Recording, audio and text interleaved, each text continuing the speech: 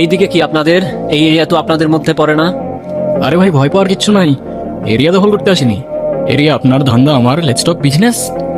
এই এরিয়াতে ধান্দা করতে হইলে নিজেরে প্রুফ করা লাগে ব্রাদার।